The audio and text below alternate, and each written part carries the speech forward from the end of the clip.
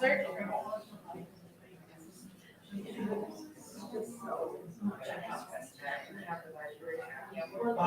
go.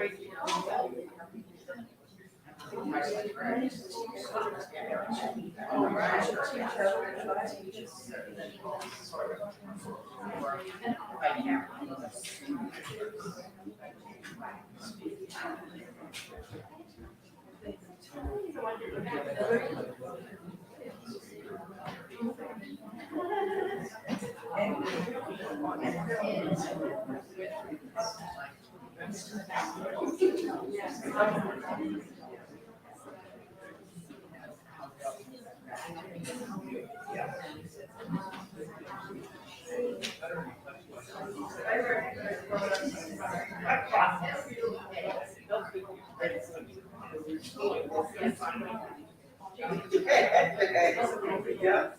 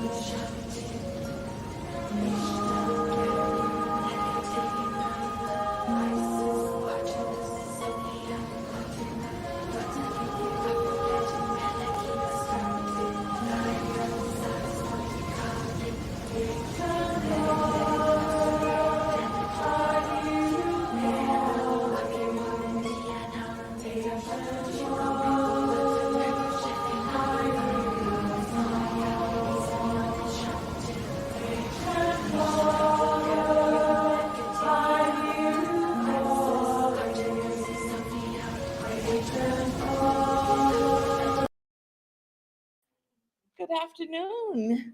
Welcome. Thank you for joining us. It's such a beautiful day. We really appreciate even extra that you've chosen to spend the time with us. We plan to make it well worth your while. It'll be engaging and fun. And if it's not fun, which it always has been, but if it's not, there's wine in the back to help you through. And cheese and a few other munchies. And that will be available following our last teller of the afternoon. Also, restrooms, you have to watch me because I don't know my right from my left. So if you go this way down the hall, on this side are the restrooms. Okay. So I think that's all the housekeeping. Our program is about an hour long, and as I said, it's followed with refreshments. So without any further ado, yes, I was just going to introduce you, so you might be able to say it yourself. Were you going to say something? Yeah, I was.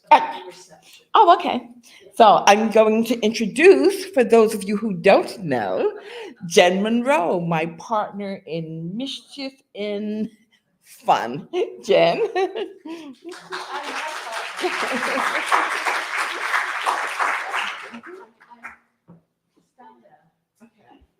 I just want you to know that there's no food or drink allowed in the sanctuary.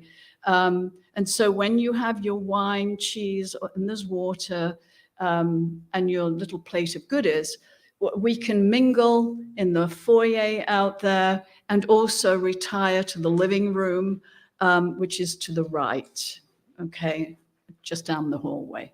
All right, thank you. Also outside, because it's lovely, correct? Thank you, Jen. That's right. No boozing it up in the sanctuary. I think that's what she said.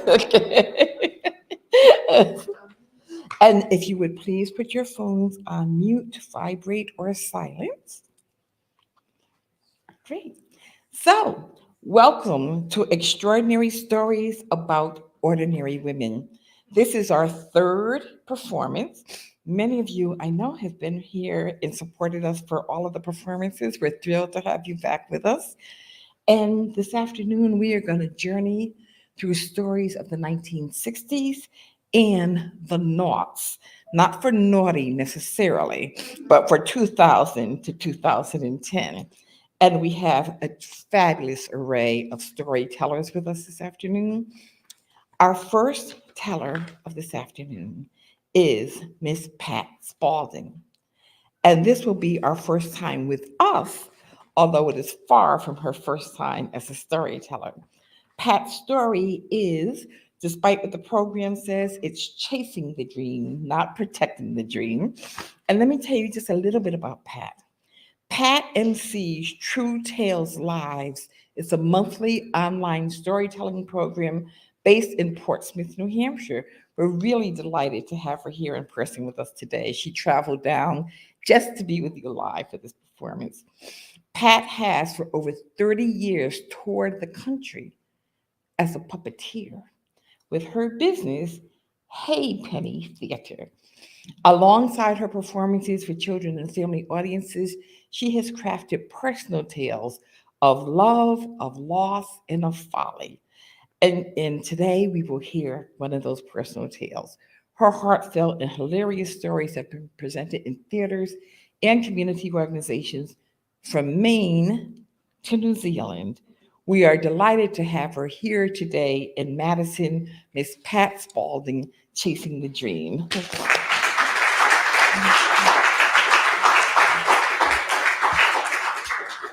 Thank you. Good to see everybody here. Going to start with a little song.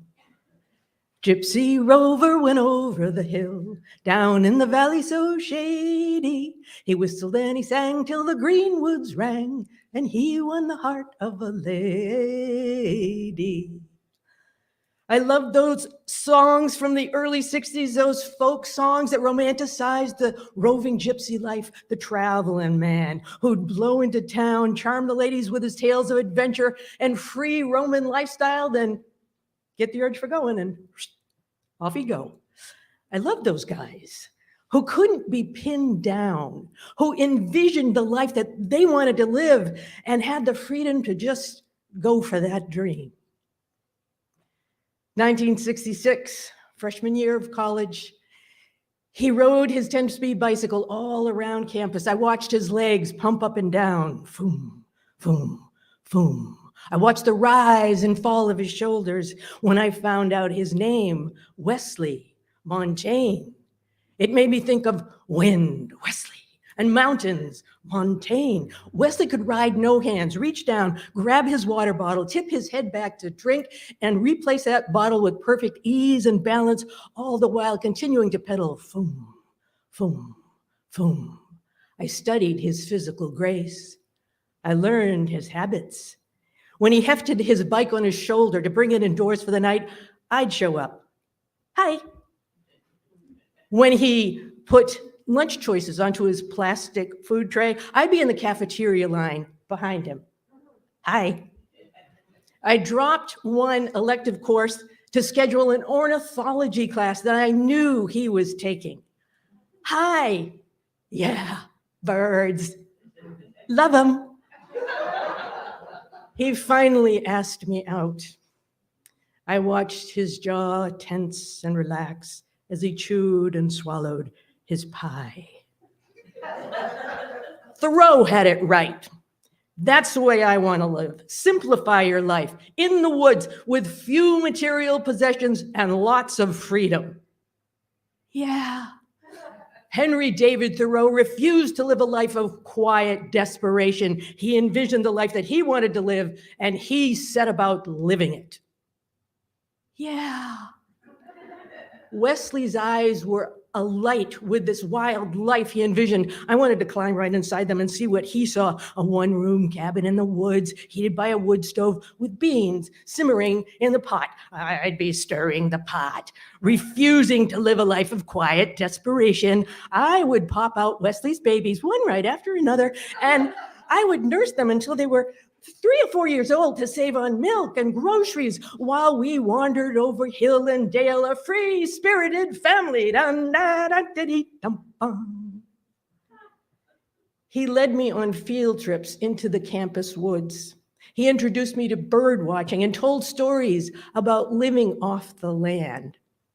That summer, he set up a tent about a mile from where his parents lived in southern Connecticut, not far from here. And he invited me to join him. He sent a letter, and I met him at the bus station. He'd borrowed a car to drive me to his tent, and from his tent, he pulled, from the cooler in his tent, he pulled 4 small ducks that he had shot, plucked, and cleaned.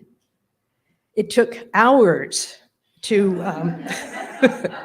watch them roast on a spit over the open campfire. He told me stories of hunting and fishing and trapping, of photographing birds and owls and eagles. And when the coals were ready, we wrapped potatoes wrapped in foil and fresh corn in its dampened husks. Waiting for that meal to cook was the most elegant hunger that I have ever experienced. Then we ate.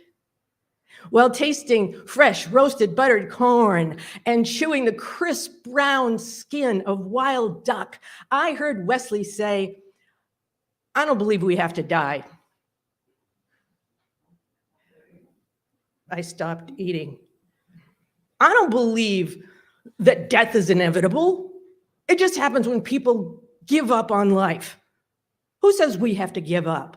Who says we have to die? I was 19 years old.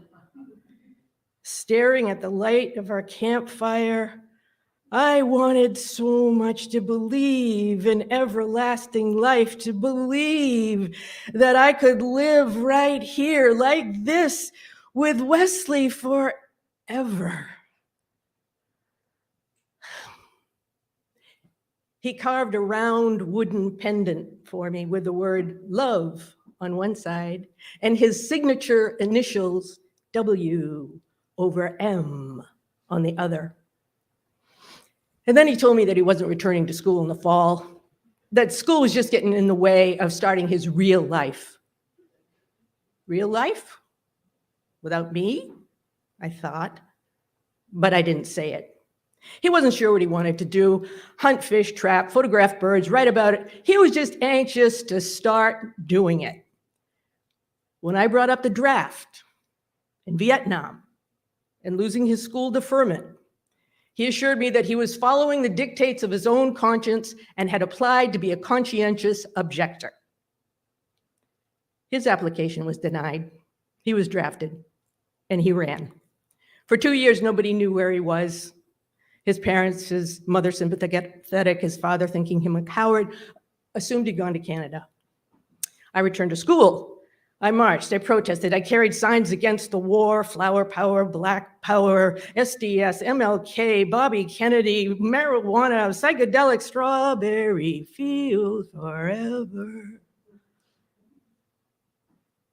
It didn't matter what I got involved in at that time or who I got involved with or pretended to be, because this was all just an interim thing, a fluttering about, while I protected the dream of my real future life with Wesley. One morning, I came out of my dorm to see, written in shaving cream on the broad, flat surface of a great big boulder, a large circle. And inside was a W over an M. He'd been here not long ago. Shaving cream doesn't last. Where is he? Is he watching me? Is he going to come out? What's he? I waited for another year, for another sign, for his return, for the war to be over. A letter arrived. He'd made a deal with the Army. He'd come out of the woods where he'd been hiding in Vermont, actually. His father had connections, and he had agreed to go in and go wherever they sent him, but not to Vietnam. After basic training, he was sent to Germany, did a stint there. The deal fell through. He was ordered to Nam, refused to go, and was sentenced to 4 years in Leavenworth Federal Penitentiary. This elevated the romantic dream to brand new heights. Plus, I now knew where he was. The letter writing resumed. In August of 1969, the summer of love, I decided to pay him a surprise visit and climbed into a beater car, telling no one where I was going. I headed west. I passed highly decorated VW vans and Beetles that were on their way to what would be Woodstock, but I kept going. Till I landed in Leavenworth, Kansas, where I marched up the steps of the federal penitentiary wearing a green and white striped miniskirt and a bright yellow hat with a plastic peace flower pinned to it. I waited in a very stale smelling beige room, heavily guarded by a couple of officers. Wesley walked in. He looked at me, closed his eyes, looked again. He was different. No longer the buoyant, cocky idealist I remembered. He was subdued, cautious. After another year, he was released on good behavior and climbed the steps to my apartment in New Hampshire with a gift. For my loyalty and devotion, I was rewarded with an engagement ring. The cabin, the babies, the beans were now on offer. He was no longer running. The waiting was done. But those eyes, there was no light in his eyes for me. I looked for it. And what I saw was desperation. By marrying me, he would marry back to a normal life. I was a path, not a partner.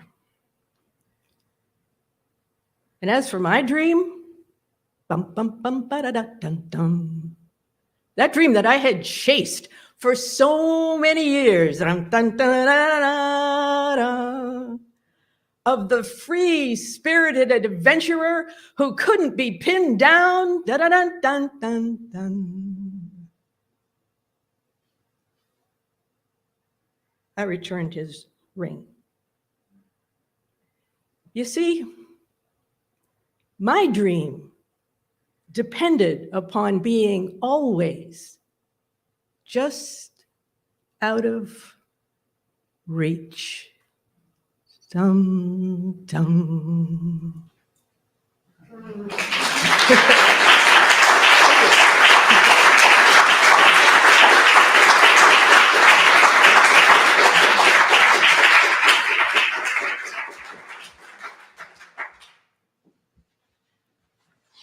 Thank you so much for that story. It really just really embraced and personified the 60s in an intimate way. We thank you for that. And we see how she has been telling stories for 30 years and invited to New Zealand to share. It's well worth the trip to hear her tell.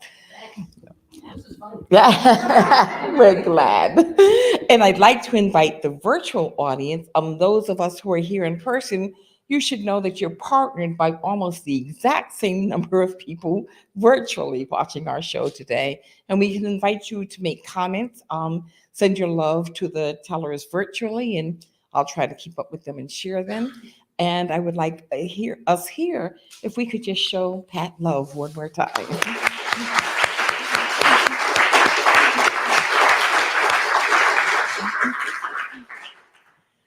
Well, Pat shared a story about many things, including hiding in the woods. Our next teller is going to share a story that's definitely not about hiding. Our next teller is Nina Lesiga. Nina lives in Stratford, Connecticut, and she is the host of the Bridgeport Art Trail Storytelling Exchange. She is also one of the producers of, I think I don't even make an effort to say this correctly. I'll let her say it. But it's a visual storytelling. It's a wonderful art form. She has performed for Stories from the Stage, the Artichoke Storytelling Series, the International Festival of Arts and Ideas, True Tales Live, Generation Women, and many more. She MCs storytelling programs for Artists Standing Strong Together. And Nina teaches ukulele workshops. And this is the part that fascinates me. She leads ukulele pop-up events where she brings loaner ukuleles to public spaces and gets strangers to play and sing with her. You're going to hear more about Nina and her story uncovered. Nina?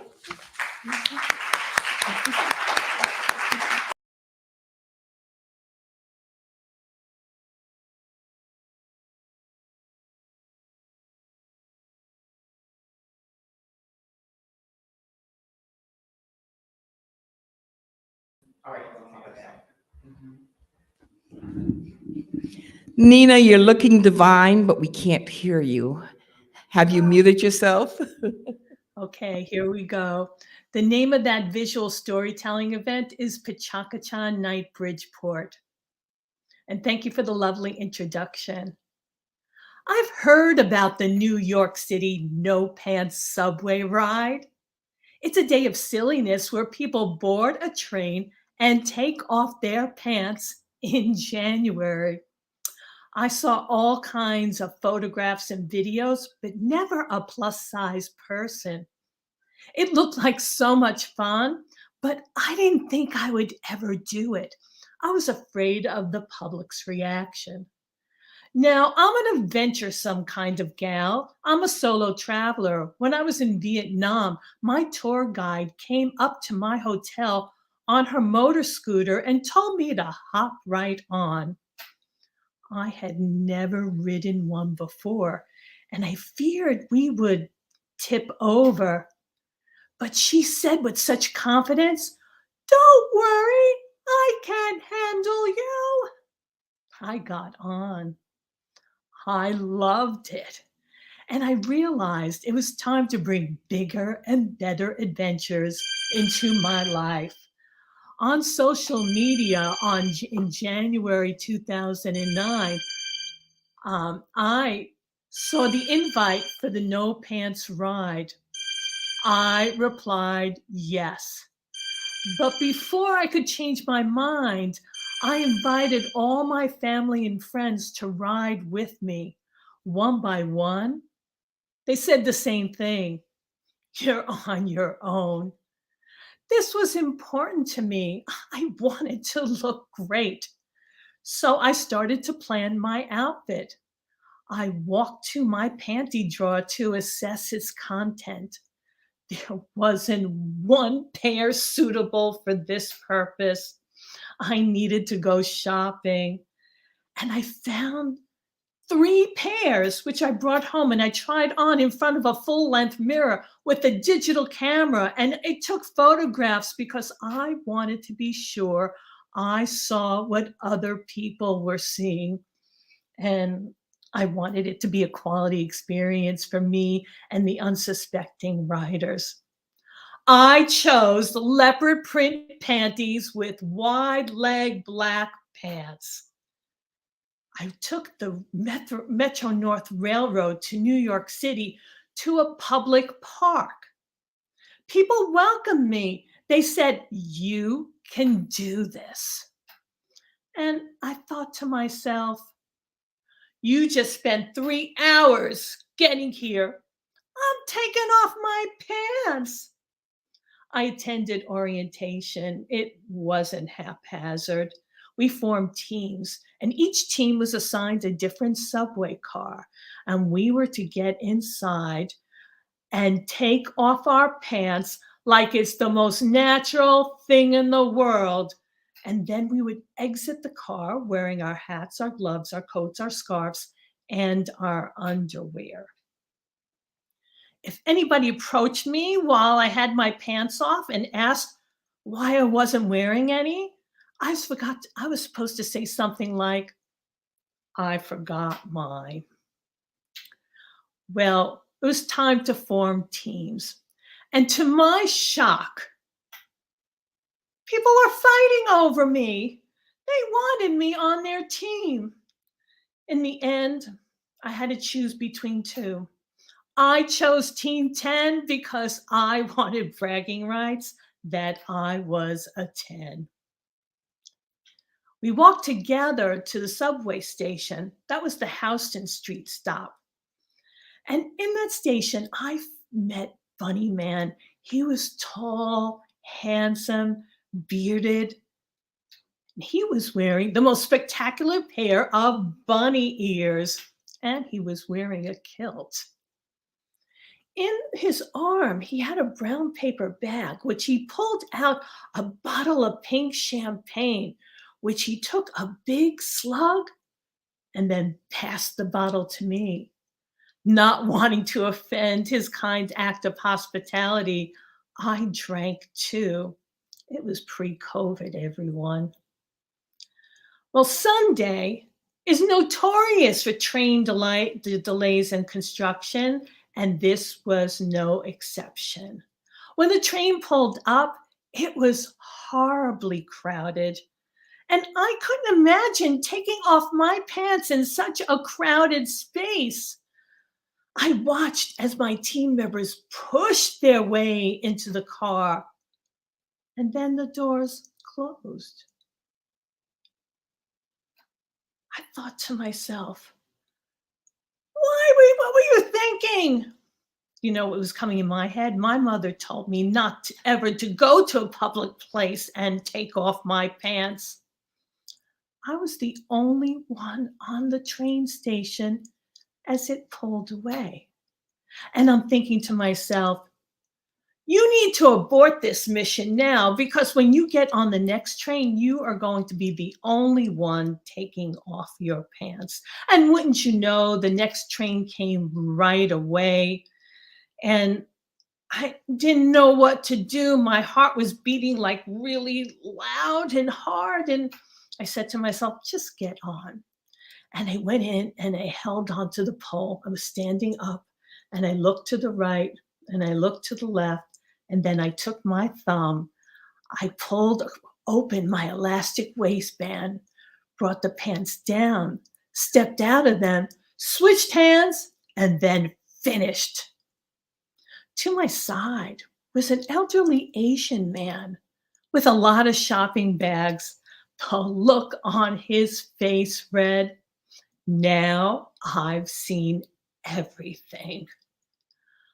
I was sure everybody was staring at me, but they weren't.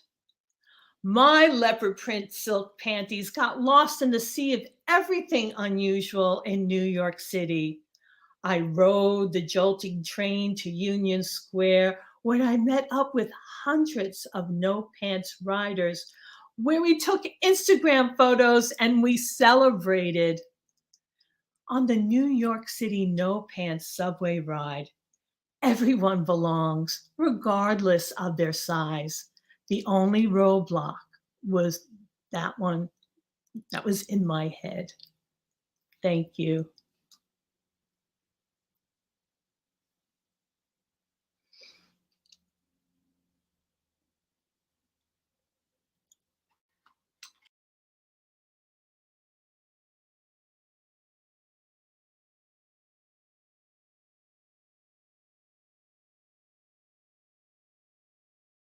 Exciting adventures of the life of Nina.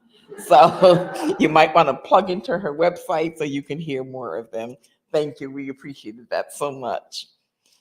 Our next teller is new to storytelling, that is to oral storytelling. She is an award-winning author and illustrator. She holds 2 master's degrees in visual art, and she's exhibited internationally. Is this not a talented group of women? I'm so impressed. She's also taught at the university level and been a writer in residence at Yale New Haven Children's Hospital. She's a master teaching artist and community artist. She also is an avid dark sky advocate. Sana collaborates with her local conservation commission to support sustainable lifestyles. She lives in Madison here with her husband, a husky, and a cat. And I am delighted to present to you her first public appearance as an oral storyteller, Miss Sana Stanley.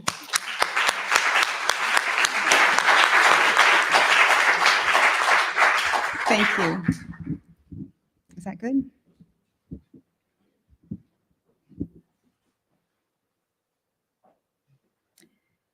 We move to the Congo at the end of an era of traveling by boat to get somewhere.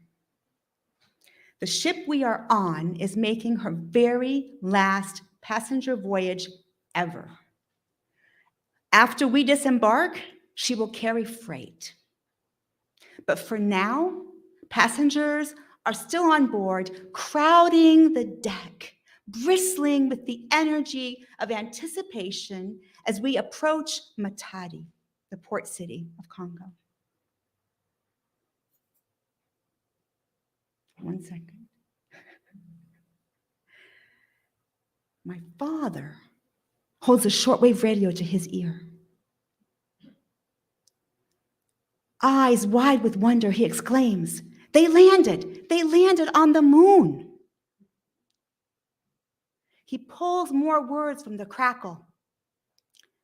A small step for man, a giant leap for mankind. It is 1969, and as men travel to the moon, I step into the red dust that coats everything in Matadi. Another missionary comes to pick us up and says, "Call him Uncle Bob. All missionary kids call other adults aunt and uncle." We 5 of us pack and pile and squeeze into the cab of his pickup next to him, the old small ones with bench seats and no seat belts. sticky and sweaty, stuck together. He drives us out of Matadi on what he calls the highway. We laugh. We see a 2-lane road riveted with potholes. But out the windows, I see that everyone, men, women, and children, carry things on their heads. Women and girls carry babies on their backs. Children run after the truck, waving, yelling at us. They are all barefoot. We wave back. And soon, the sky has turned a vague overcast, and all there is to see to all sides are tall grasses, taller than me, stained red. Endless. And I doze off. I'm jarred awake when the texture under us changes, and I see by the headlights that we're on a dirt road, more ridges and gullies than road. And then Uncle Bob pulls up in front of a brick house. When he turns off the engine, there is absolute silence. He turns off the headlights, and I am ensconced in a profound darkness. Welcome to Nsonam Pongu, he says. Sounds begin to emerge, insects, cats calling, palm fronds in a breeze, and the warm glow of a kerosene lantern guides us inside the house, where there's a table with snacks, glasses, and water to drink. You brush your teeth in the same cup, just with the cup. Water to drink comes from the filter over there. Water for bathing will come, you get it with a barrel, out of a barrel with a bucket. And when it's time for bed, we retract the flame of the kerosene lantern and it goes out. But I can't sleep. I'm percolating with everything. I'm not afraid. I'm not scared of the dark. I just don't want to be awake alone. So I wake my father. He takes me outside so we won't bother anyone else. Barefoot now, I feel the warmth of the ground. I see so much more, even though it's dark. I see the barrels they were talking about, where you get water. I see the truck and that the driveway is the road, and that's it.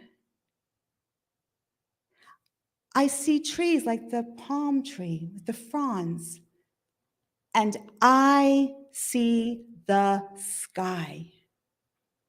It is as though someone scooped up sugar crystals and cast them at the sky. And another handful, and they tossed them, and another handful, and they flung them up there, and all those crystals of sugar stuck, glittering down on us. I am in awe. My father kneels down to look up, and I nestle into him. Do you see that star, he says, and that one, and that one? No. I only see them all. He pulls a flashlight from a pocket and points a thin yellow beam to the sky as if it would make a dent in the darkness. But I begin to see the shape that he is drawing. And I look and I say, that one?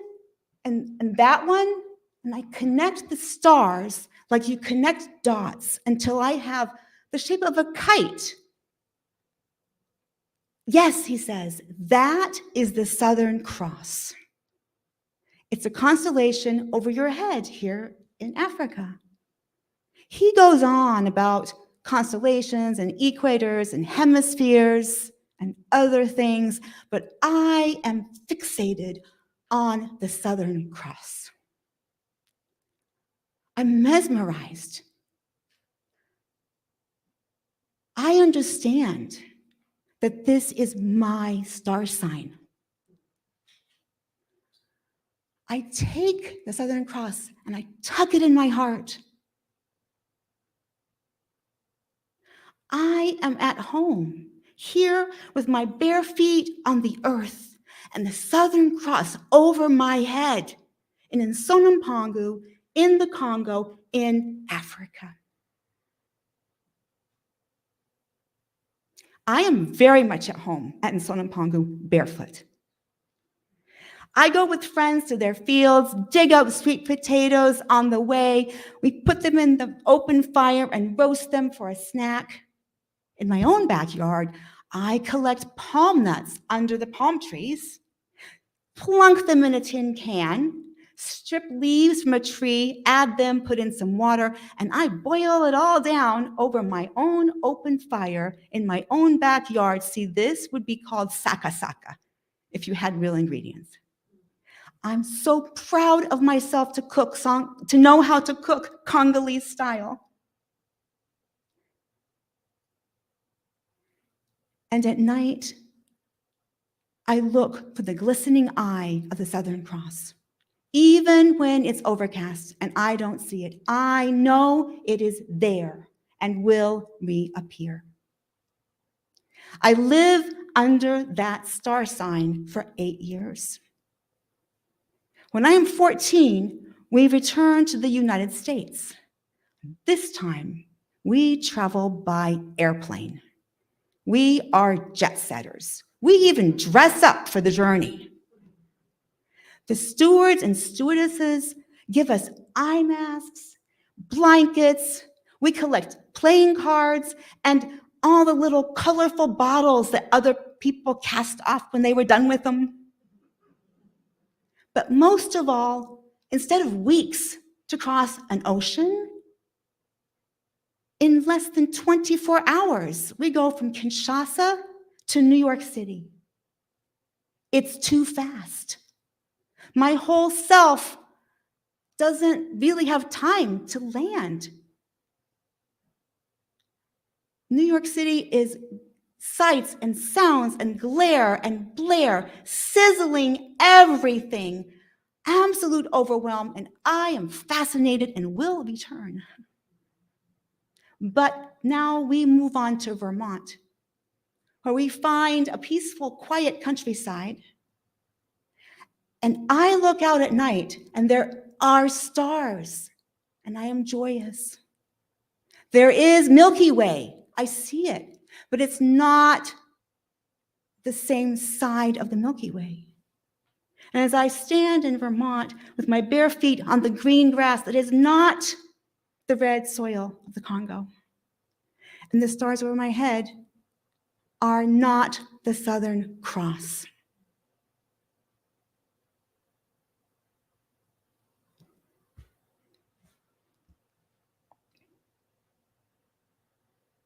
Years later, I visit Brazil. I go out back one night to dip my toes into the pool to cool down. I lean back and gaze up, and I see stars. I see stars like someone scooped up a handful of sugar crystals and flung them up, and they all stuck there. My body knows what I see when I can't form the words. My soul knows that over my head is the Southern Cross. And I feel home, at home, under the stars that tell me my place in the universe. So I invite you to some clear night, turn off your lights, slough off your shoes, step out into the dark. Look up at the stars. Let them glitter and glisten down on you. You belong here. Let the night sky welcome you home.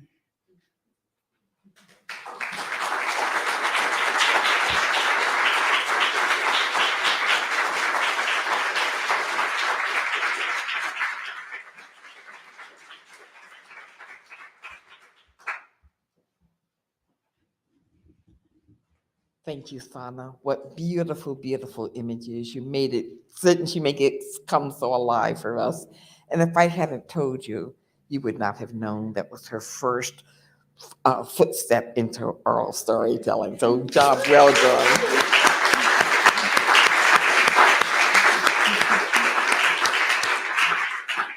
So it seems we're not only visiting the 60s and the noughts, but we're really going all around the globe this afternoon. And our next teller is going to bring us to one of her special places on the globe. Your program may say Jesri Marcano Courtney, and I think Jesri is watching us virtually. And if so, welcome, Jez. Our prayers go out to you. Jez was scheduled and had an emergency and couldn't be with us in person.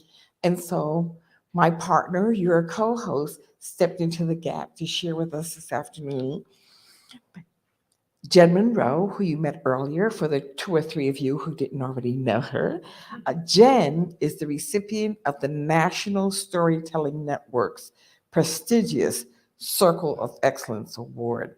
Now, if you're not in the storytelling world, you may not know that's the Academy Award, that's the Emmy Award, that's the Grammy Award. You don't just get it for being good once in a while. You get it for being excellent all of the time.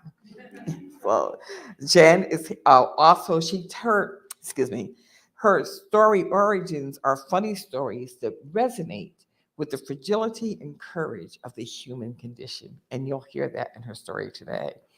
She also puts modern spins on ancient tales and turns the tables wherever necessary. She has produced 3 Storytelling World Award CDs and a collection of short stories, Aunt Millie and Other Delightfully Perverse Stories. She's also a Storyteller World winner. She's performed at major festivals across the nation, most notably the National Festival in Tennessee and the Technobills Festival in Utah. And of course, she is co-producer and co-host of Women Tell by the Decades. I'm delighted to present to you this afternoon, Miss Jen Monroe.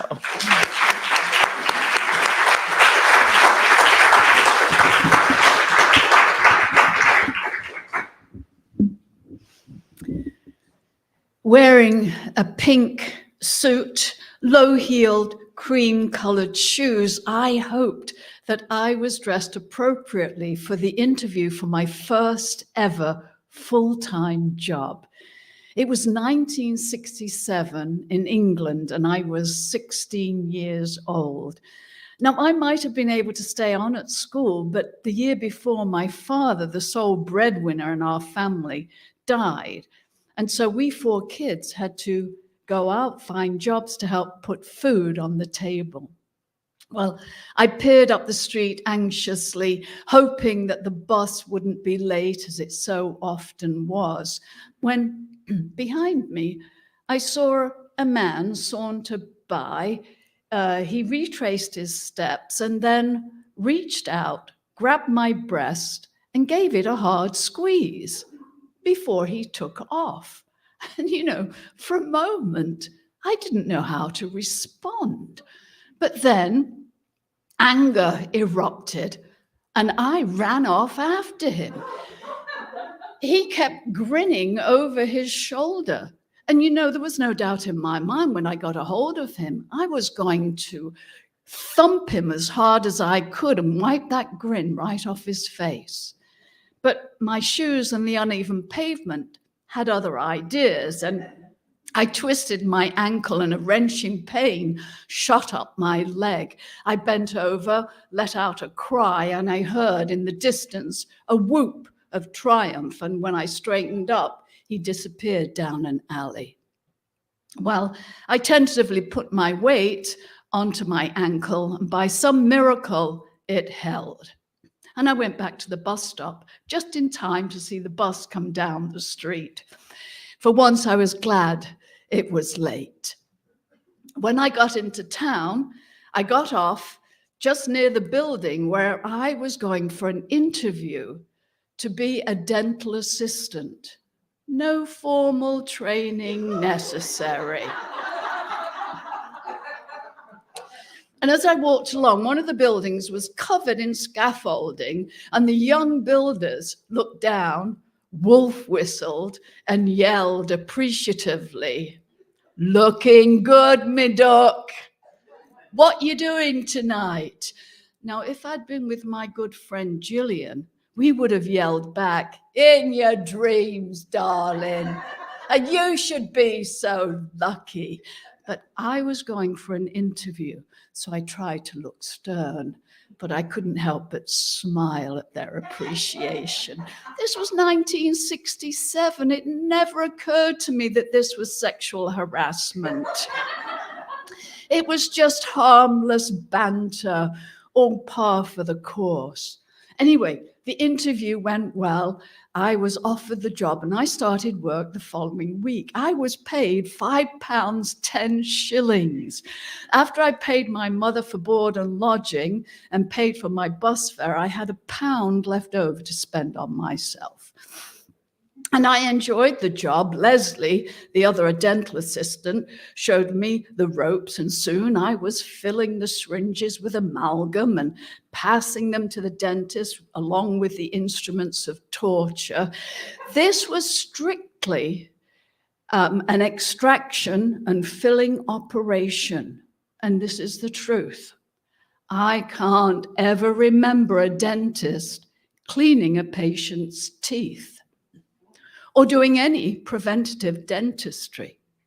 You know, years later, when I was living in America, I was watching Whose Line Is It Anyway? And the question came up, what's the shortest book in the world? The answer, The Book of British Dentistry.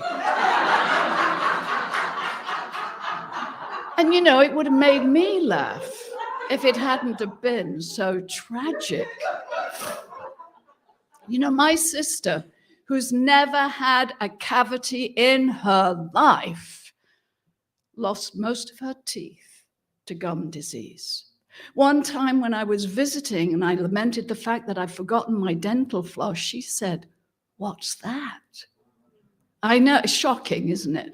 When I explained, she looked at me plaintively and said, "Why hasn't everyone told me about this before?" Good question.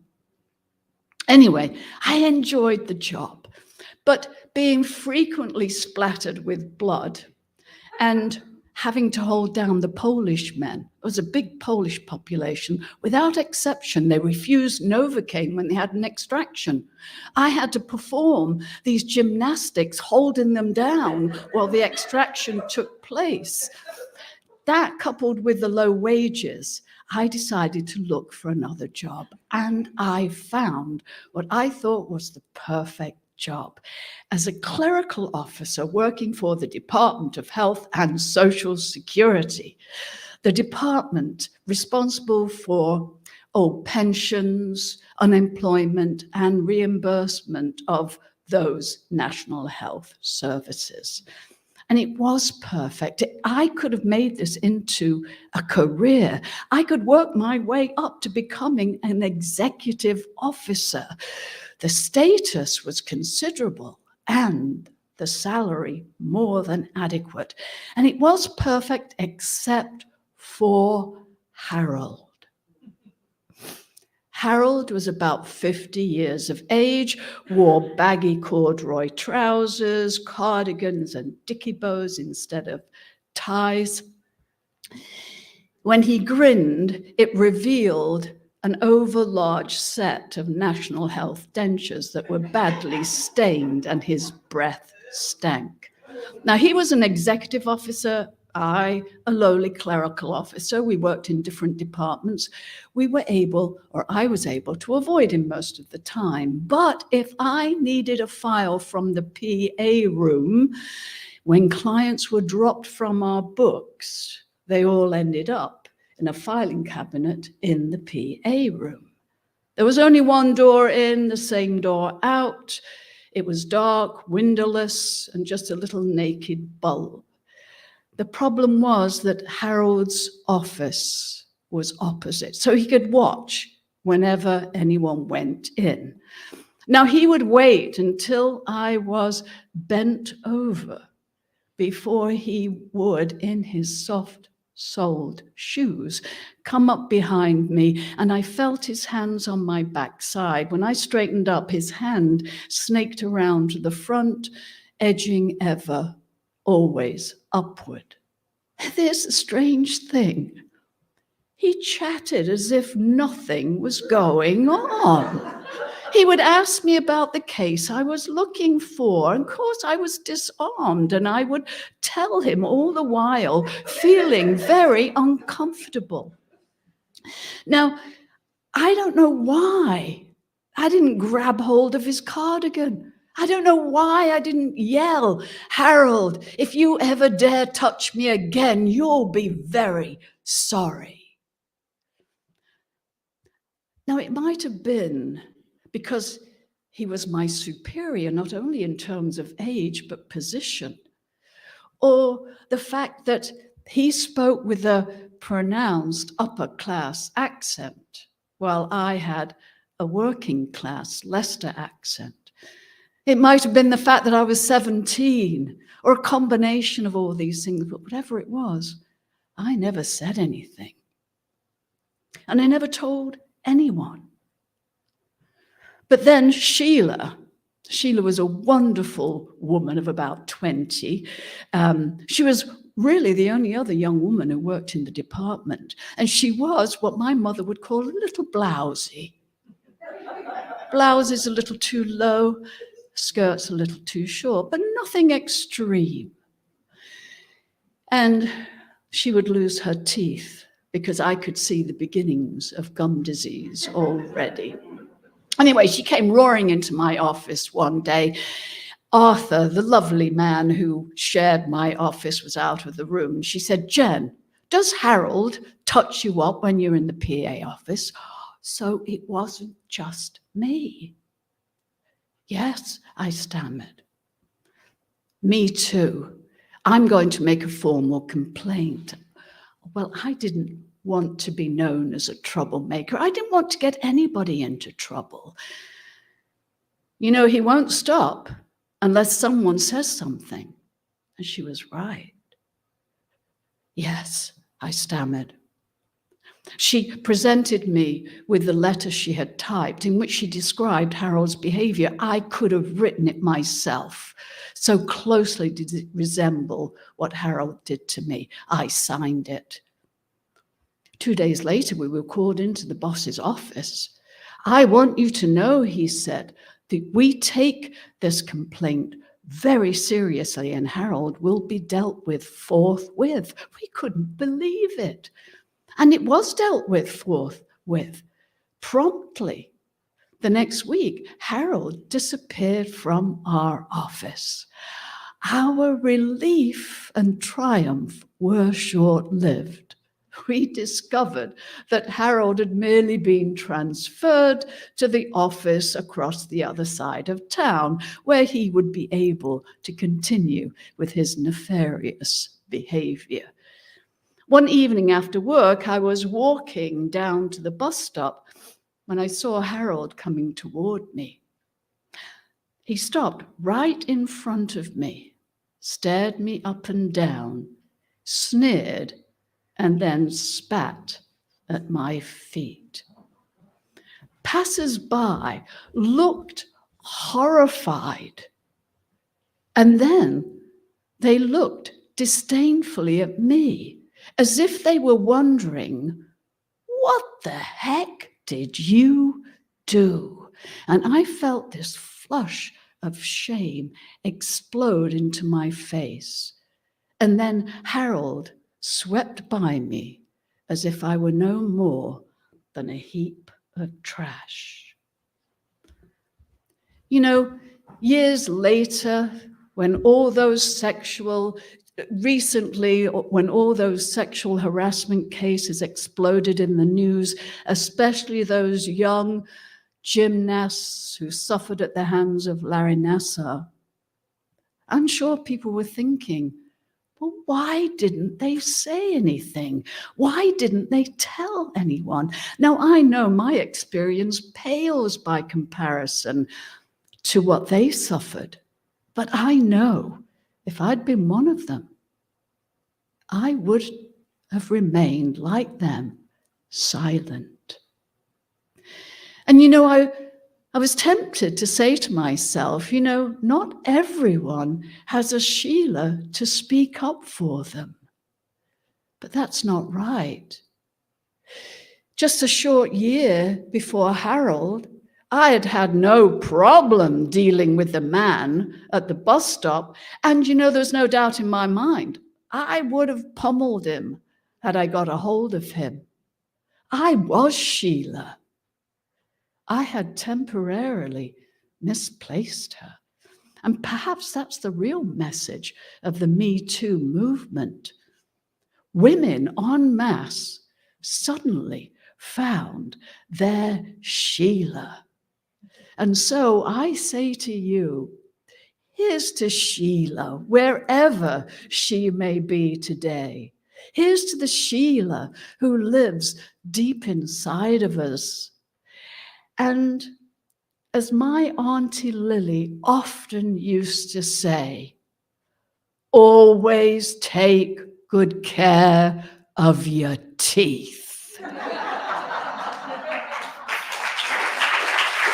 Thank you.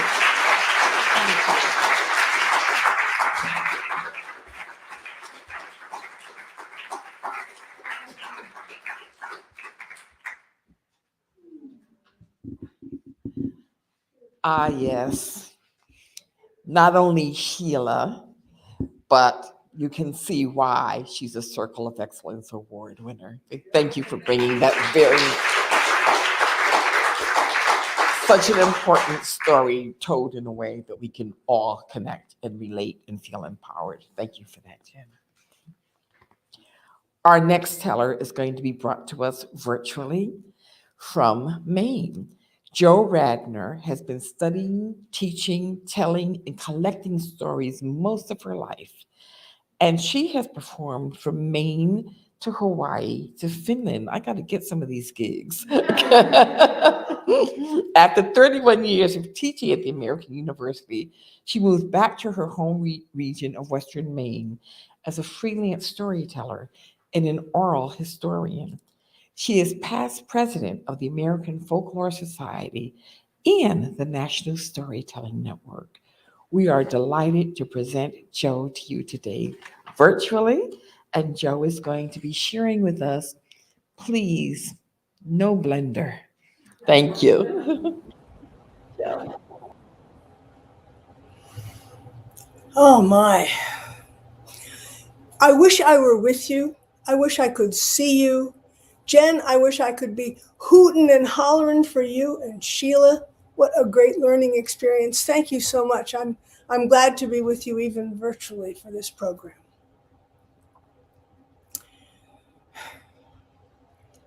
How do you decide in the 21st century whether or not to get married?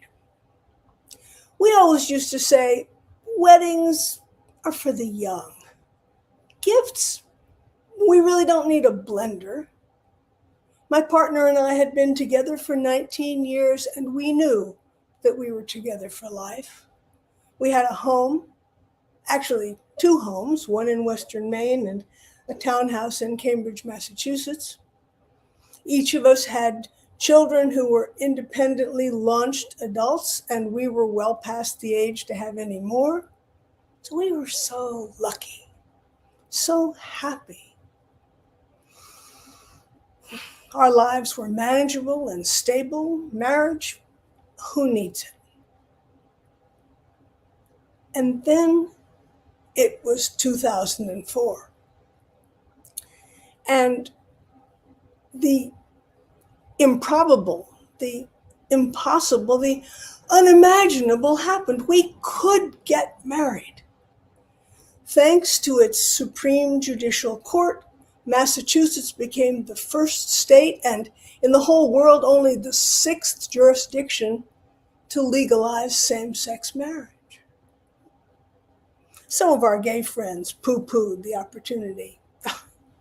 Marriage is a flawed institution. Why endorse it? We agreed with their criticisms, but we wanted the opportunity. We weren't really content being second-class citizens. When we added up all the steps we'd had to take, all the lawyers we'd had to consult, all the workarounds we had to invent just to approach the benefits of civil marriage, it was pretty clear that whatever we put together was just patchwork. Carefully constructed deeds, wills, insurance policies, healthcare proxies, powers of attorney, and then after that, making sure that all of those things applied across state lines. Once we had built our rickety legal edifice, it still had massive holes in it compared to the guarantees of marriage. And it wasn't just the big stuff that mattered. There were all the embarrassments and aggravations. One year, when we were both still teaching and living in Washington, D.C., we decided to fly up to Maine for a long Labor Day weekend.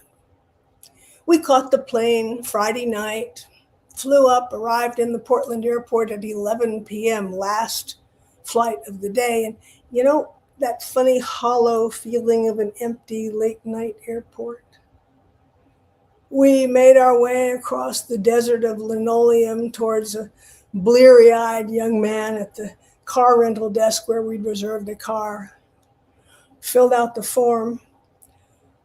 Oh, we don't have to pay for the second driver. We're domestic partners. Not company policy. But we showed them our driver's licenses, identical addresses. No, not company policy. For a man and woman, but not. If you want the car, you have to pay. We were humiliated and then furious. We pulled ourselves up to our full heights. I said, "We will not rent your car if that is your policy." We turned on our heels, picked up our suitcases, and walked away. But we were terrified. It was after 11 o'clock at night in a very small airport. We lived an hour and a half away. We might just have refused the last rental car in Portland, Maine. All the other passengers seemed to have drained out of the airport. The lights behind the other car rental desks were dim, but there was just one woman who seemed to be filing some papers. We walked as steadily as we could over toward her, looking responsible and awake. "Excuse me, but we wondered if you might have a car available for the weekend." Bless her soul. She had just had a cancellation. And by the way, we're domestic partners, so that means we don't have to pay for the second driver, right? Of course that's right. Company policy. We were out of there in 10 minutes, and we spent the next hour and a half composing an angry letter to that unenlightened car company.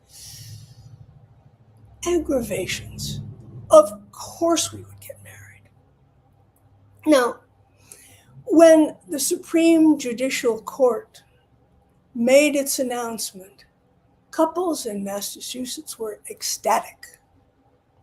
As the date for the legalization of those licenses approached, Cambridge, the People's Republic of Cambridge, went wild.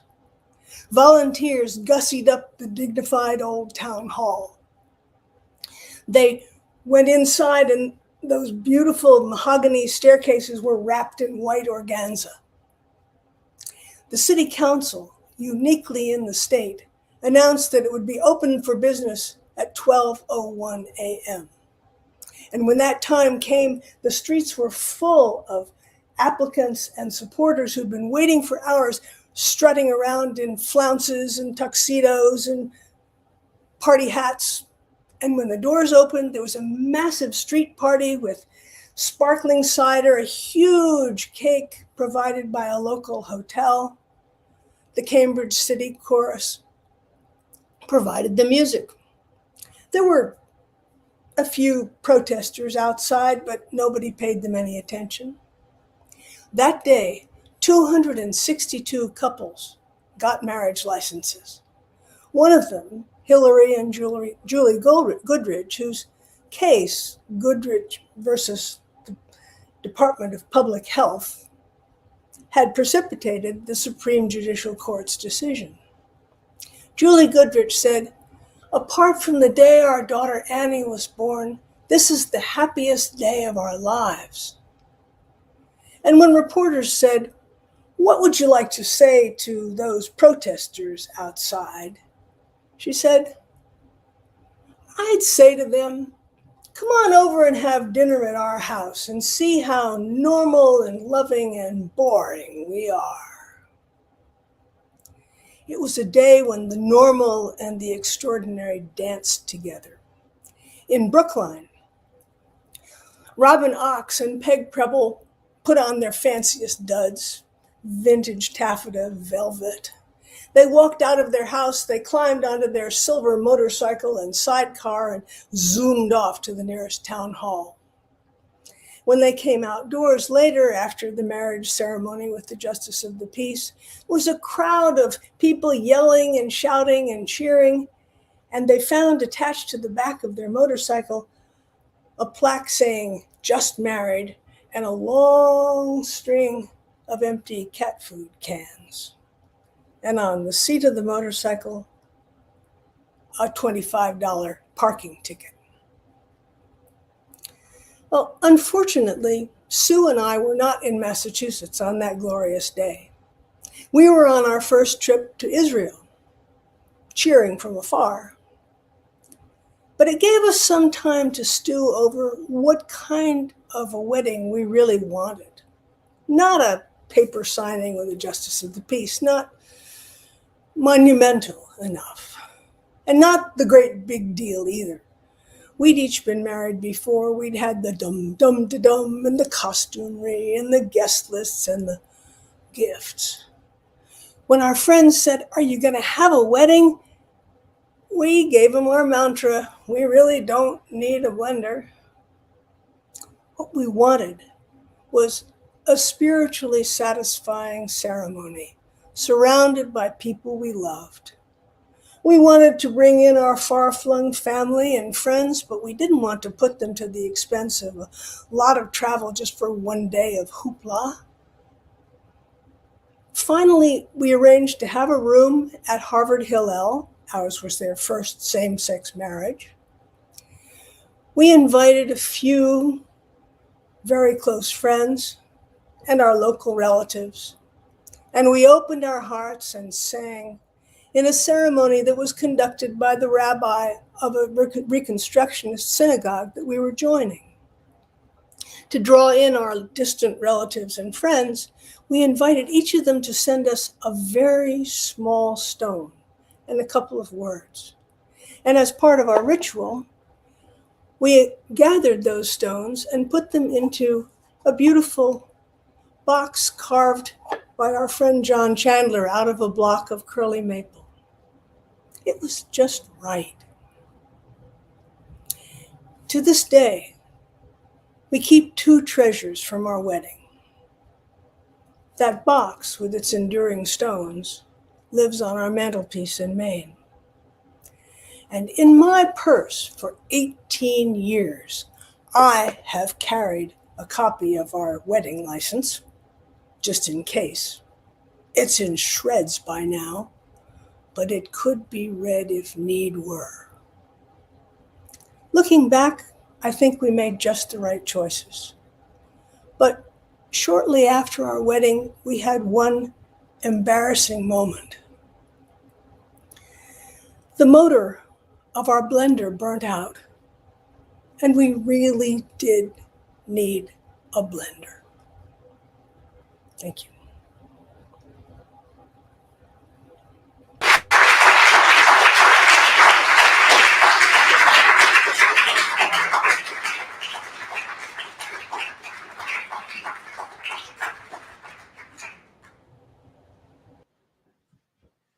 Thank you so much, Joe.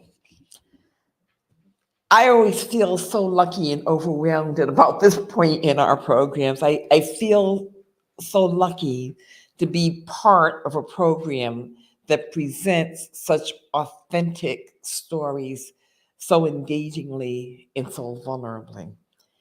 And I feel lucky to have all of you joining us on this journey. So I do want to check in. We have two more tellers this afternoon. And so how you doing? Good. Okay, the wine's chilling. So, Joe, thank you so much for that story. And as we mentioned, they are extraordinary stories told by ordinary women. But I think one of our discoveries is no woman is truly ordinary. Our next extraordinary woman is Miss Jill Snyder. Jill, I'm going to drop the new. Okay, she's newer to oral storytelling, but she too, like Sana, has been a writer of some substance in achievement. She is a native of Connecticut, and she's the author of a book, Dear Mary, Dear Luther. It's a courtship in letters. There are the actual letters between her parents. And she's won an award from the African American Historical and Genealogical Society, which is a national organization for her book. She's currently working on the next book, which is Black History in New Haven, Connecticut, where she was born. Jill and I have been friends since the 60s and a little before. And we're delighted that she is part of this storytelling venture. And her story tonight is The Unguidance Counselor, Jill Snyder.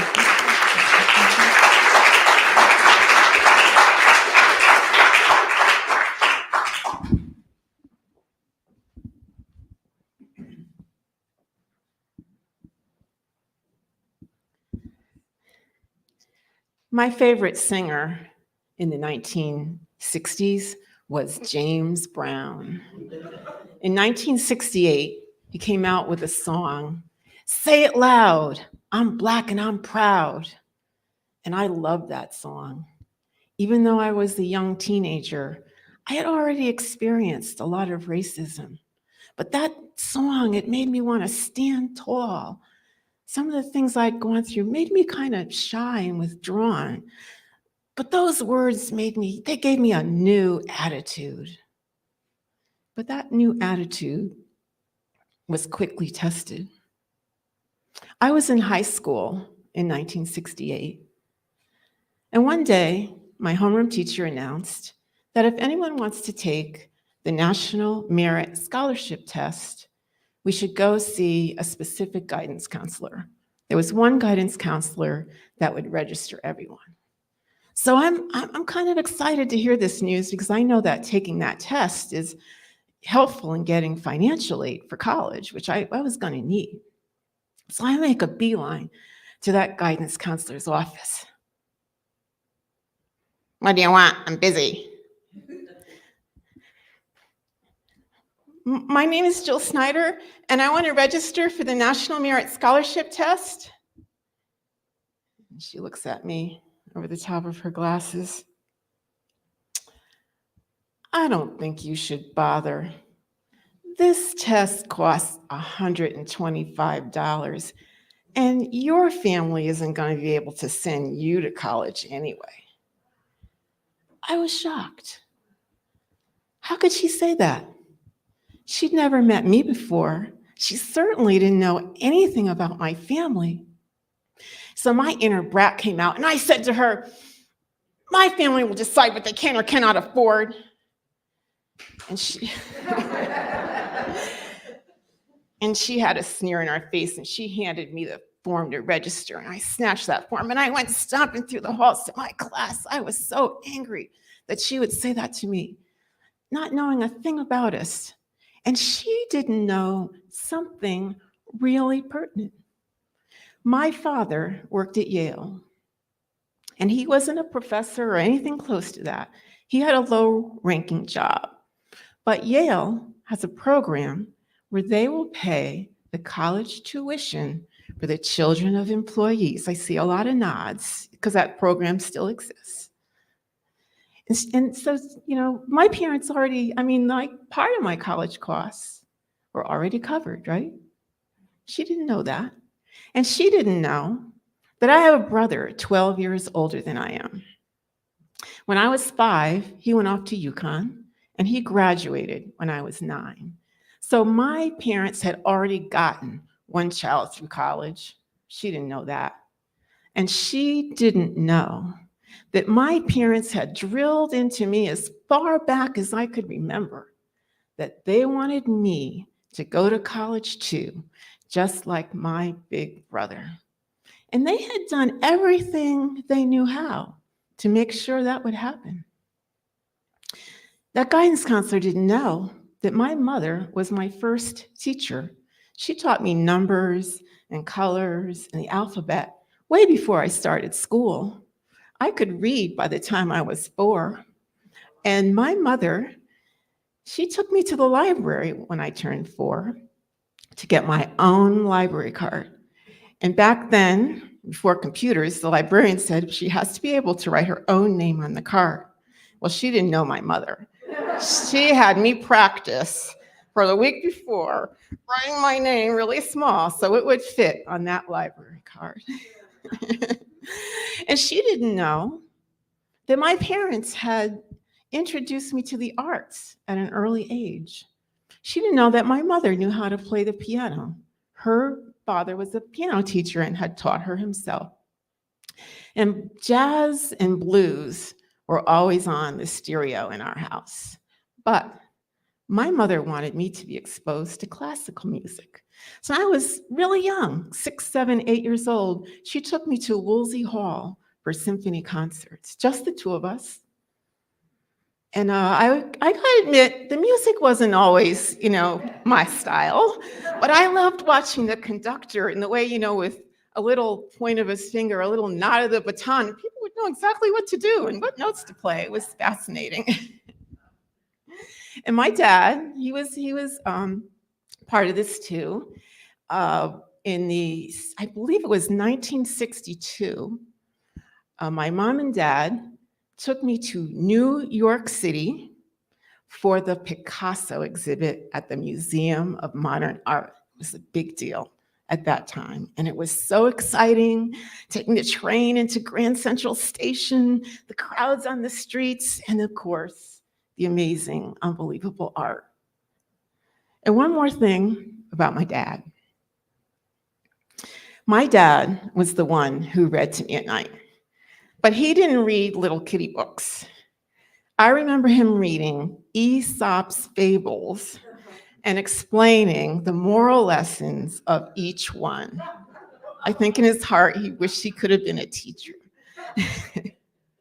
Lessons that I still remember to this day. So when I went home from school that day, I told my mother what the guidance counselor said. And of course, she was upset, but she didn't quite know what to do. So she called her secret weapon, her sister, Sarah, who was much more outspoken and had dabbled in local politics. And Aunt Sarah knew what to do. She went to the next school board meeting. And she gave them a piece of her mind, told them how upset the family was about what was said to me. And then, of course, the school board was like, "Oh, we're sorry. We'll look into this. This won't happen again, blah, blah, blah, blah." So I don't know, about maybe a month went by. And one day in homeroom, the principal came on over the loudspeaker. All Black students, please report to the auditorium at the end of homeroom for a special presentation. Please do not go to your first period class, go directly to the auditorium. So there weren't many Black students in my school. So we're filing into the auditorium and we're wondering, like, what are we in trouble for? But when we get into the auditorium, the principal's on stage with a young Black man. And he introduces him that he's been hired by the school to share with the Black students all the money available for college. So why they didn't just let anybody or everybody come to this presentation, I don't know. But anyway, he explains work study and grants and loans. And of course, he talks about scholarships. And he emphasizes the importance of taking the National Merit Scholarship Test, right? So I take it, and I do well, not well enough to claim I was a National Merit Scholar, but I did well enough where I got about 60 letters from colleges all around the country. We hope you'll, apply to our school and blah, blah, blah, blah. And a few of them said, we'll assess your financial needs, if you're admitted. But the letter from UConn is very specific. Congratulations on your performance. We're confident that if you apply to our school, you will be admitted. And if you are admitted, we will give you a $1,000 a year scholarship. So I had Yale's money, and then the money from UConn, which would cover room and board way back in the 60s. No, it wouldn't do it now. Back then it did. So off I went to UConn. I graduated with a degree in urban studies with a minor in economics. And I was hired by a company in Hartford as an analyst. I think there was a conveyor belt from UConn to Hartford.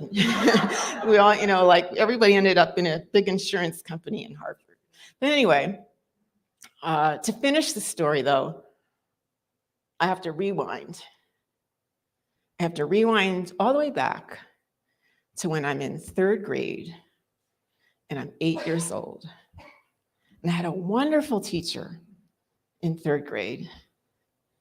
And I don't remember her name, but I have an indelible image of her in my mind because she wore green lipstick on St. Patrick's Day. And this wonderful teacher, she said to me one day, "Jill, you are a very good writer." I am. And I never forgot what she said. But I was never sure what to do with what she said. I tried writing fiction in high school and decided, I would never be Hemingway. And then I took a journalism course in college and decided I didn't want to be a reporter. But when I began working in the corporation, there were writers everywhere. There were writers in marketing and writers in public relations and training and you name it. There were writers all over the company. So I decided that's what I wanted to do. I wanted to be a writer in a corporation. I wasn't any more specific than that. So I went back to school part-time at night for 3.5 years, and I got a master's degree in communication. And then I was hired in a marketing department. And I started out just kind of doing proposals and sales letters, but I worked my way up over time. And eventually I got into a position where I worked directly with the executives of the company. And they wanted me to be kind of their eyes and ears. So I wrote a lot of reports for them on industry trends and competitors, and even had them help them assess companies they were thinking of buying or units they were thinking of selling. And they sent me all over the country to conferences and meetings because they wanted me to just absorb information for them. And I think back now on that, and it's like, oh, and this thought really just came to me lately. Most of the time, I was the only woman in the room when I presented my results in the executive conference room.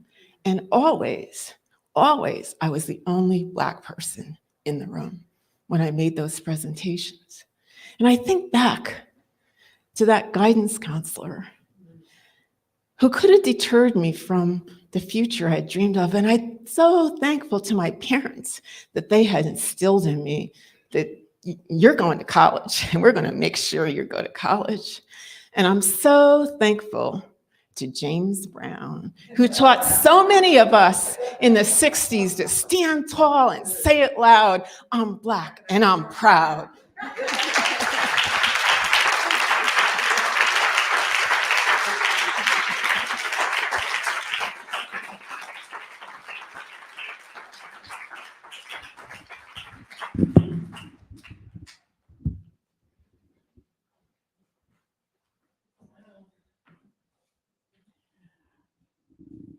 Jill, that brought back a memory I shouldn't share, but you know that won't stop me.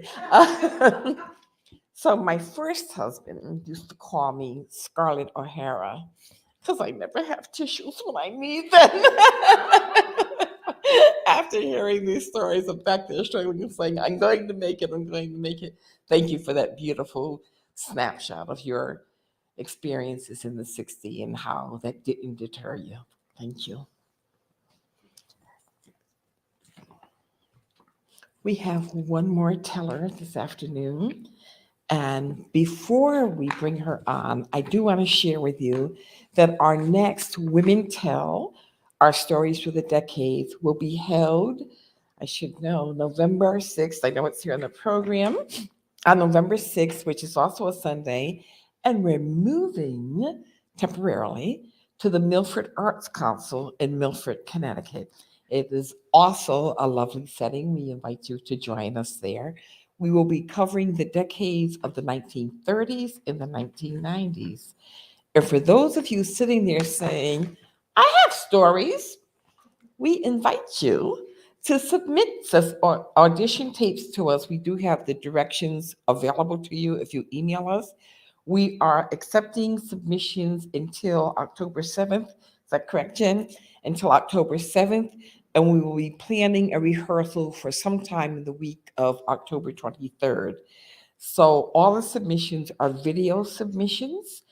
And then Jen and I go through them and we look for it. They're all wonderful stories. What we're looking for is a weaving together, that we have a variety of tone and decade and style and content. But if you'd like to submit, please let us know and we can get the submission form to you. And then the rehearsal, we will let you know, obviously, before the rehearsal date.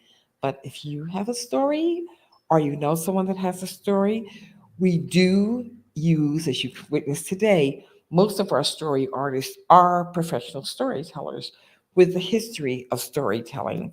However, we do recognize talent on the horizon.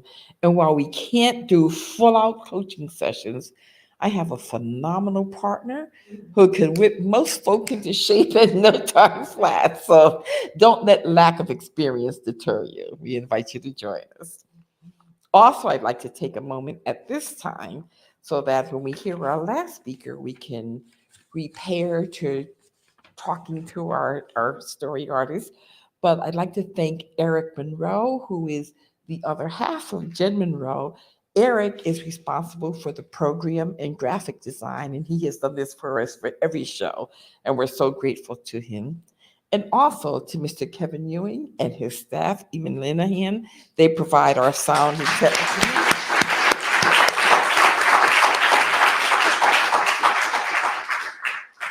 And of course, to all of you and our endless friends and colleagues and story lovers and story artists who support, encourage, and promote this program in so many, many countless ways. Our next teller, I'm thinking we may have to rename our program to Wendy Moran's Tell Stories Through the Decades. Wendy is our storyteller who has actually been part of our program for all three sessions that we've presented so far.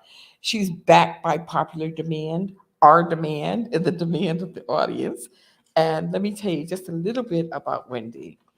She started out listening to her father telling stories, and she began crafting them on her own in 2014 at the Institute Library in New Haven. That's where I had the pleasure of meeting Wendy. She's performed at the Festival of Arts and Ideas, at Celebration New Haven, at Saul Fusner Songs and Stories, at the Buttonwood Tree in Middletown, at Karen DeBose and Kevin's Storytellers New Haven, and with Telltale at Yale, and of course with Women Tell. She survived a New York City moth slam, and she thrived during a storytelling retreat with Donald Davis, who taught her the power of stories to bridge and heal. And for those who may not know who Donald Davis is, if you Google him, you'll get a sense of who he is as also a master storyteller. Wendy is by day a speech pathologist who works with children, and she is a magnificent quilter, a phenomenal cook, and an enthusiastic board member of Music Haven, whose students and stories inspire her. And as I mentioned, she is a 3-time veteran, and she is going to present to us today the waitress, Wendy Marians.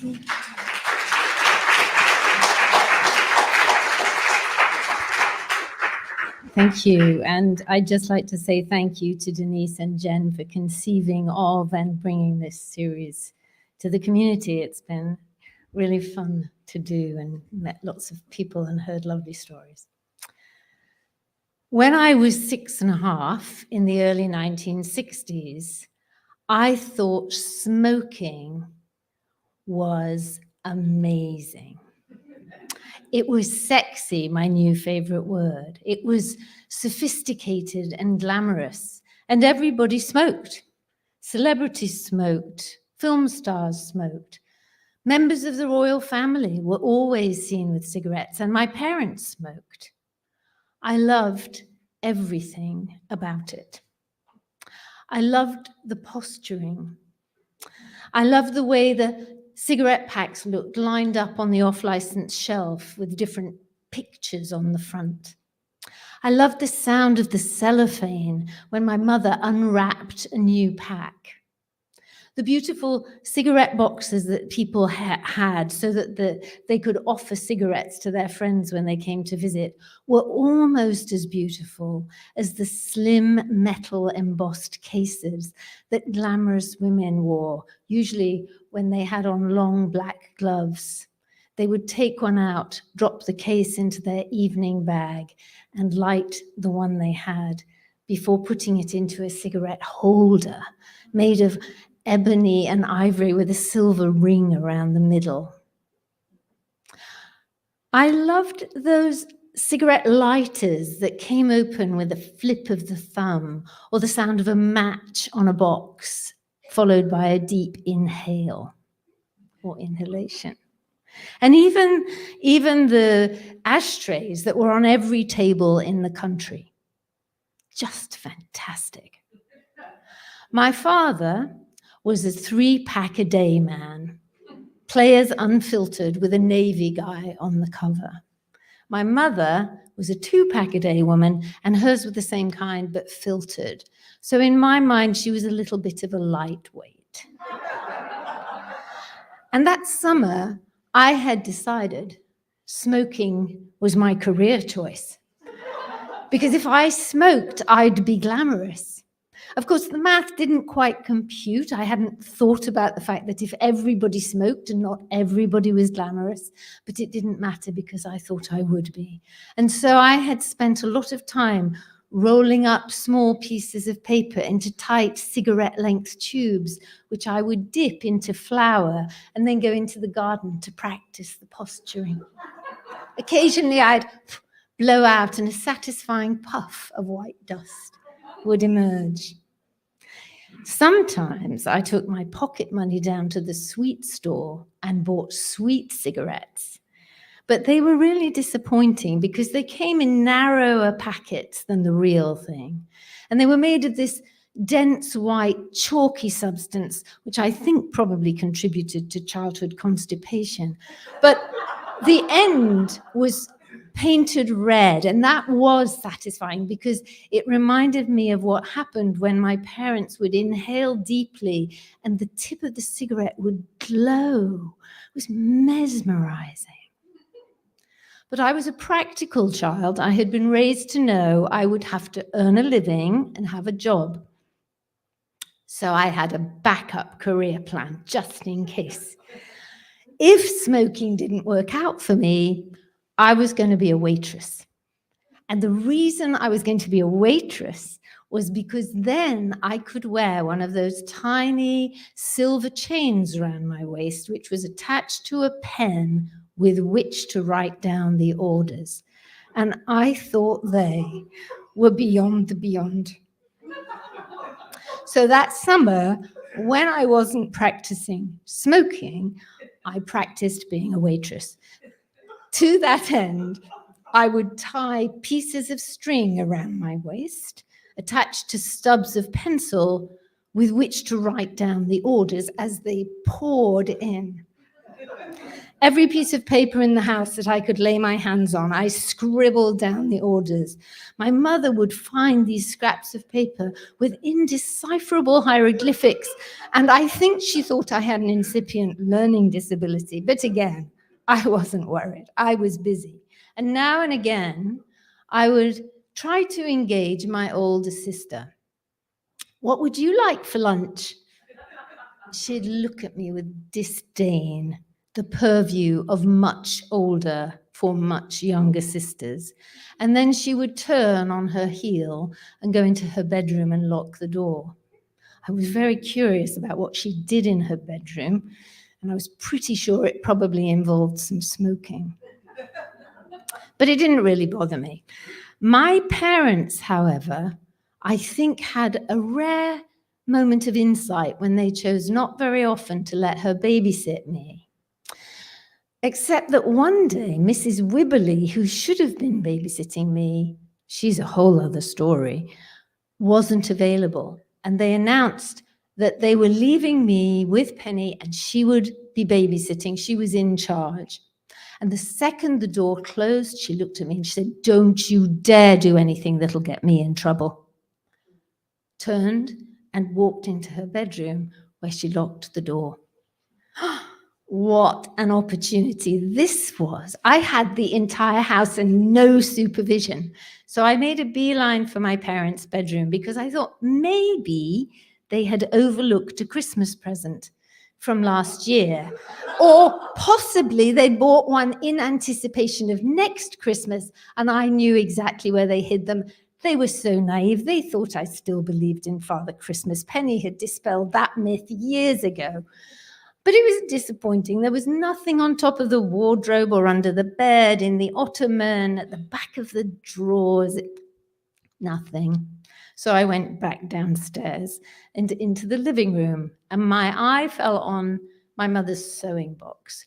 That's always a great place for finding interesting stuff. And I rifled through it, and there it was. My mother's fabric tape measure. And it was the perfect length. It went round my wrist and it had enough to go here. And the ends had on these metal right-angled pieces to stop it fraying. And it was very sharp and pointy, better than a pen. Wouldn't work on paper because it would rip it. So I started looking around because it was nearly lunchtime and I knew I would have to get busy. And there, on the table, was my parents' cigarette box. Wasn't heavy, made of a hard wood, but not too heavy, and it fit on my palm. Perfect. So I started. What would you like? Fish and chips. Fish and chips. It was very hard. And the curvy letters, you had to press deeply to make a mark in the wood. But I got into it. And then egg and chips, my favorite. Egg. It was getting easier and I was getting faster and I knew how to do it now. Scotch egg. First of all, that's horrible. And secondly, it was very tricky to spell. But I had filled it up and I could read it back. My mom and dad were going to be so proud of me. I couldn't wait. And I heard the key in the front door. So I ran to open it. I said, "Look what I did. You can read it." And my mother burst into tears, and my father hit me on the face. My father had never hit me. He'd never hit me at all anywhere. And I turned into a small animal. And I whimpered my way into the living room and hid behind the sofa because I thought he would come and do it again. I should not have worried because they were looking for Penny, because it was really her fault. If she had looked after me properly, it would never have happened. And I could hear them basically saying what I was thinking. And then I heard my father's footprints coming back downstairs, his footsteps. And I tried to stop whimpering so he wouldn't know where I was. But he found me and he pulled me out and he sat me in the chair. And he looked at me. "I am deeply disappointed. You have ruined something that wasn't yours. You have defaced something that was very special to us." I didn't even know what defaced meant, but it wasn't good. I didn't know what to say. After all, I didn't know it was their favorite wedding gift. I didn't know it was made of a rare hardwood. All I know is I'm not a waitress. I've never smoked. But if you give me a knife, I really love to carve.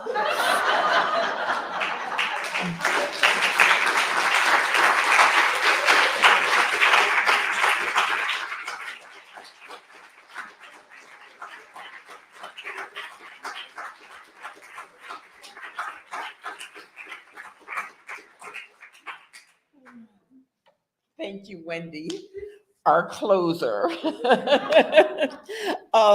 I think we can bring back up our two tellers and if our two virtual tellers, and if I could have our live present tellers join up front, we'd like to give them.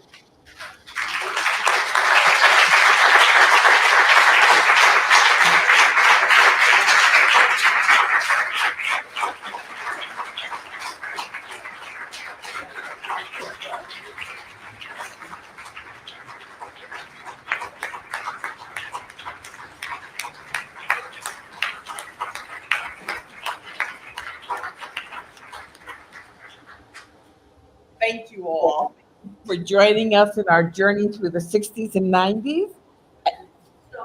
And refreshments await. And Jen is going to start pouring. Is white wine poured, and Prosecco is on its way.